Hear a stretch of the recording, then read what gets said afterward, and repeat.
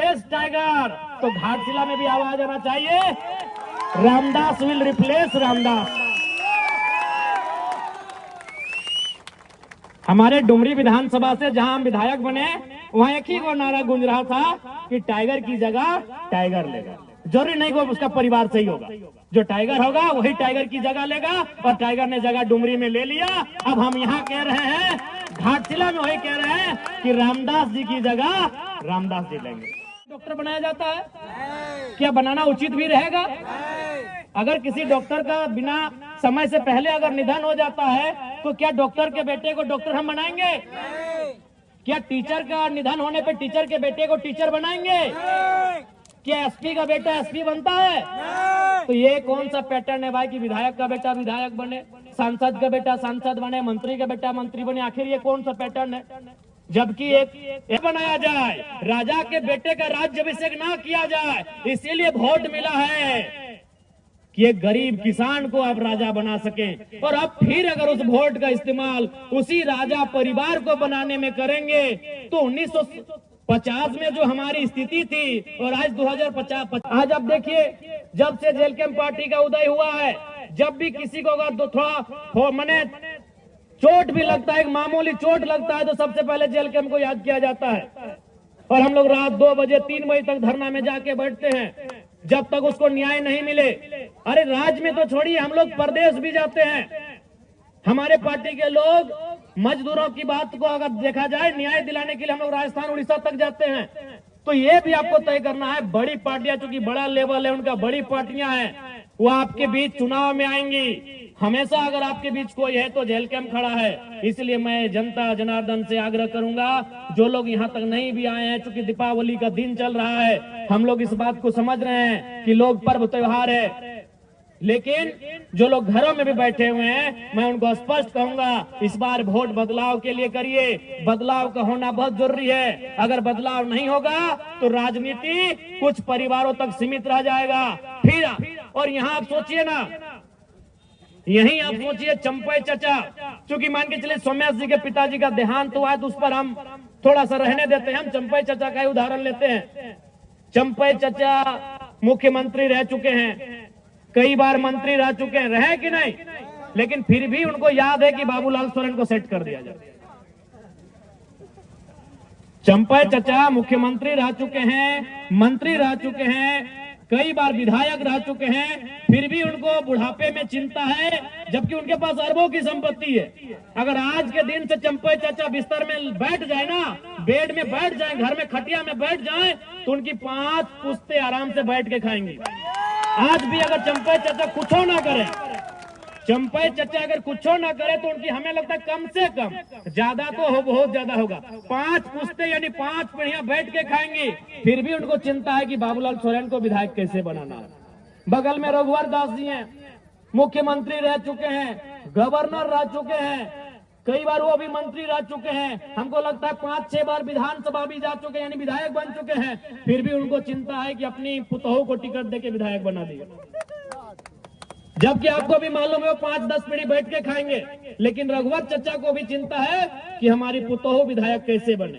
यही आपके अर्जुन मुंडा जी, हमारे इस राज्य के और एक मुख्यमंत्री, बहुत नामी चेहरे, केंद्र में भी मंत्री रह चुके हैं, उनको भी चिंता आई कि अपनी पत्नी को इस बार टिकट दिला दे, पोटका से उनकी पत्नी लड़ी। तो ये अब जनता को तय करना है कि जो मुख्यमंत्री रहा है उसको अपने बच्चों की चिंता है, उसे अपने बेटे की, पुतोहू की, पत्नी की चिंता है। तो जनता अपने बच्चों की चिंता करती है नहीं करती है, ये आप पे डिपेंड करता है।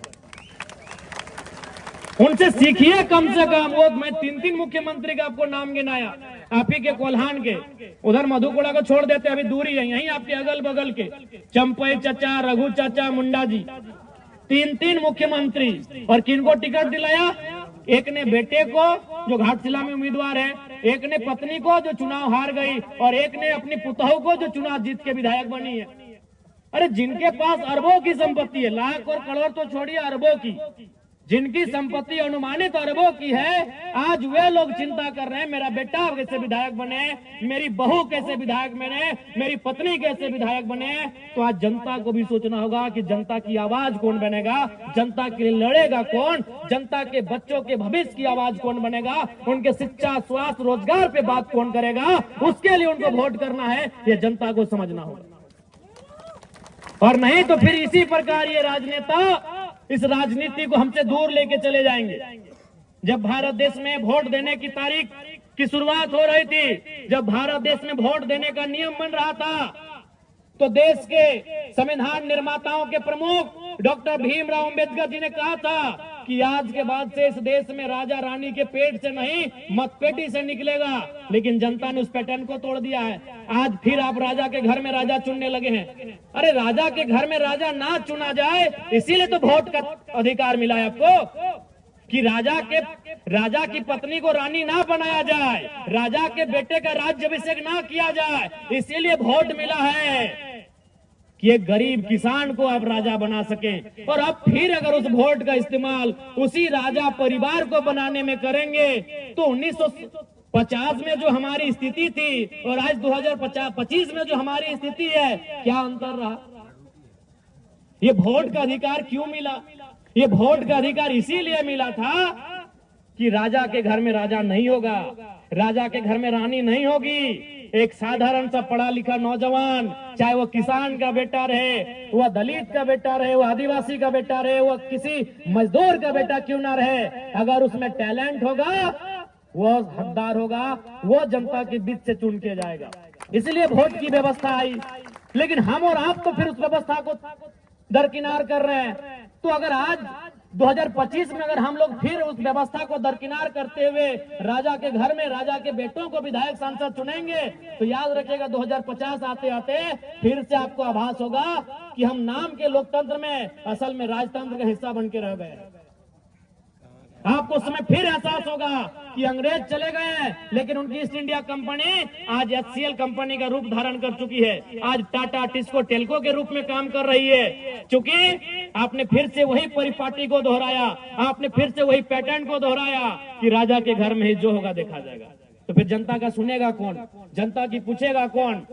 आप ईमानदारी से बताइए, घाटशिला में अगर कोई भी जरूरत पड़ा, घाटशिला में अगर कोई भी दुख पड़ा, तो क्या वे लोग आपके बीच आकर इस प्रकार जमीन में बैठेंगे? क्या आपके साथ धूल कण में बैठकर आपके लिए आंदोलन करेंगे? क्या आपके साथ सड़क में बैठकर आपकी आवाज को बुलंद करेंगे? नहीं करेंगे। वो साहस अगर किसी में है तो केवल और केवल जेल कैंप पार्टी में है। इसलिए हमारे प्रत्याशी श्री रामदास मुर्मू जी को विजयी बनावे। अभी देखिए, चंपे चाचा सुन रहे थे, कहीं आके भाषणबाजी कर रहे थे कि नगरी में हम ये कर दिए। आप भी जानते हैं नगरी में कुछ किए, सबको उसका लिए। नगरी वाला याद होगा आपको, रिम्स टू जमीन का मामला, सभी आदिवासी लोग को उसका लिए। आदिवासी लोग लोहरदगा से आए, खूंटी से आए, लातेहार से आए, सिमडेगा से आए, गुमला से आए, रामगढ़ से आए, सिल्ली से आए, और पता चला चंपे चाचा है ये नहीं। वहां कौन था? सुबह देवेंद्र नाथ महतो थे और शाम को जयराम महतो था। वो हल जोतने का काम कौन किए? हमारे पार्टी के देवेंद्र बाबू किए कि नहीं? चंपे चाचा डर से अंदर में थे। और उनका बेटा का बोली आप सुने होंगे, बाबूलाल भैया का। उनको मीडिया पर नहीं, उनको पूछा, पुलिस बोला कि चलिए आपको अरेस्ट करके थाना ले जाते हैं। बोला नहीं, हम यूट्यूब में देखे हैं, हम लोग के आदिवासी भाई का इनकाउंटर हुआ है, तो आप मेरा इनकाउंटर कर देंगे, हमको डर है। तो बताइए बाबूलाल दा इतना डरिएगा तो राजनीति कहाँ कर रहे हैं? चंपे चाचा इतना खेत ला दिए हैं, बस जोती और खाइए। सुने कि नहीं हम घर चले जाएंगे। ये बाबूलाल जी का स्टेटमेंट है कि हम घर चले जाएंगे। तो इसलिए अब आपको तय करना है। और देखिए, जहां तक पूर्व मंत्री जी का बात है, उनको तो मैं पहले श्रद्धांजलि अर्पित करता हूं। रामदास बाबू नहीं रहे हमारे बीच। उसी समय दिसम गुरु शिबू सोरेन का भी देहांत हुआ, निधन हुआ। निसंदेह उनके निधन होने से, उनके दुनिया से चले जाने से राज्य की जनता मर्माहत है, राज्य की जनता में दुख है। लेकिन ये जरूरी नहीं है कि उनके घर से जो आएगा विधायक बनने के लिए वही उस राज्य को चलाएगा या फिर वही उनकी तरह काम करेगा। यहाँ सिंपल है। आपको याद होगा जब हमारे ही डुमरी विधानसभा में जगन्नाथ बाबू नहीं रहे तो वहां एक स्लोगन आया कि टाइगर विल रिप्लेस टाइगर। क्योंकि जगन्नाथ बाबू को अभी वहां टाइगर कहा जाता था। सुने आज उनके पिताजी का भी निधन हुआ, उनको भी हम श्रद्धा सुमन श्रद्धांजलि अर्पित करते हैं। तो वहां भी जनता के बीच से एक आवाज आया कि टाइगर विल रिप्लेस टाइगर। तो घाटशिला में भी आवाज आना चाहिए, रामदास विल रिप्लेस रामदास। हमारे डुमरी विधानसभा से जहां हम विधायक बने वहां एक ही वो नारा गूंज रहा था कि टाइगर की जगह टाइगर लेगा। जरूरी नहीं वो उसका परिवार सही होगा, जो टाइगर होगा वही टाइगर की जगह लेगा। और टाइगर ने जगह डुमरी में ले लिया। अब हम यहाँ कह रहे हैं, घाटशिला में वही कह रहे हैं कि रामदास जी की जगह रामदास जी लेंगे। सीधा बात है, रामदास सोरेन जी की जगह रामदास मुर्मू जी लेंगे, रामदास जी की जगह रामदास जी लेंगे। ये तो आवश्यक नहीं है कि भाई उनके घर में जो जन्म ले उनका जो खून हो वही उनके जैसा हो, वही उनके जैसा काम करिए, जरूरी है। अगर ऐसा होता तो आज प्रधानमंत्री गांधी का पोता को होना चाहिए था, गांधी जी का पोता को होना चाहिए था, भगत सिंह के रिश्तेदार को होना चाहिए था, सरदार पटेल के रिश्तेदार को होना चाहिए था, नेताजी सुभाष चंद्र बोस के रिश्तेदारों को होना चाहिए था कि नहीं? अब गांधी जी अगर 1942 में आधे कपड़ों का आधा कपड़ा पहन के आंदोलन किए हैं और उनका वंशज अगर आज वोट टाइम में आके कहेगा कि हमारे पूर्वज महात्मा गांधी जी उस समय ऐसा किए हैं, वो तो भाई आज का समय अलग है, उस समय अलग थे। गांधी पूरे देश के थे, अपने परिवार के नहीं थे। क्या रामदास बाबू अपने परिवार के थे? नहीं, वो झारखंड के मुख्य माफ कीजिएगा मंत्री थे। रामदास बाबू जब झारखंड के मंत्री थे तो झारखंड का कोई बेटा उनकी जगह लेगा, उनका ही परिवार क्यों लेगा? और हमको आज तक समझ में नहीं आया भाई ये सहानुभूति क्या है, इस सहानुभूति राजनीति में क्यों? आप ही बताइए, क्या अगर कोई किसी डॉक्टर का निधन हो जाए तो क्या डॉक्टर के बेटे को डॉक्टर बनाया जाता है? क्या बनाना उचित भी रहेगा? अगर किसी डॉक्टर का बिना समय से पहले अगर निधन हो जाता है तो क्या डॉक्टर के बेटे को डॉक्टर हम बनाएंगे? क्या टीचर का निधन होने पे टीचर के बेटे को टीचर बनाएंगे? क्या एसपी का बेटा एसपी बनता है? तो ये कौन सा पैटर्न है भाई कि विधायक का बेटा विधायक बने, सांसद का बेटा सांसद बने, मंत्री का बेटा मंत्री बने? आखिर ये कौन सा पैटर्न है? जबकि एक एसपी से महत्वपूर्ण एक एमएलए होता है, एक डॉक्टर से महत्वपूर्ण एक एमएलए होता है, एक टीचर से महत्वपूर्ण एक एमएलए होता है। क्योंकि डॉक्टर, टीचर और एसपी का फैसला करने वाला एक एमएलए होता है। वो विधायिका का अंग होता है, वो सरकार का अंग होता है। वो फैसला करेगा कि आपके स्कूल में टीचर कितने होंगे, वो फैसला करेगा कि आपके जो हॉस्पिटल उसमें दवा का दाम क्या होगा, वो फैसला करेगा कि आपका यहाँ आईएएस का कौन यहाँ नया तबादला होके आएगा। तो जो फैसला करता है, जो नियम बनाता है, जो इस राज्य को चलाता है, वहां सहानुभूति क्यों?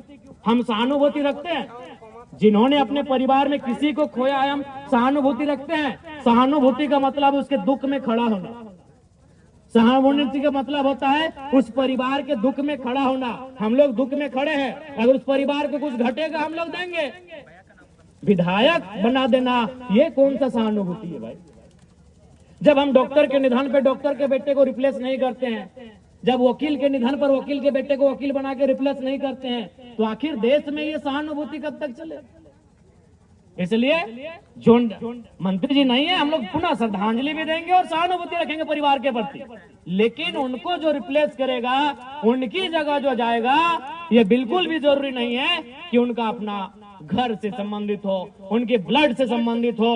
उस क्षेत्र का कोई ऐसा युवा जो पढ़ा लिखा हो, उनकी जगह जाए और झारखंड की आवाज को, घाटशिला की आवाज को, घाटशिला के माओ बहनों की आवाज को, घाटशिला के बुजुर्गों की आवाज को, घाटशिला के नौजवानों, किसानों, छात्रों की आवाज को विधानसभा में प्रेजेंट करे। कोई वहां जुट कर जाए, कोई वहां जुट कर जाए।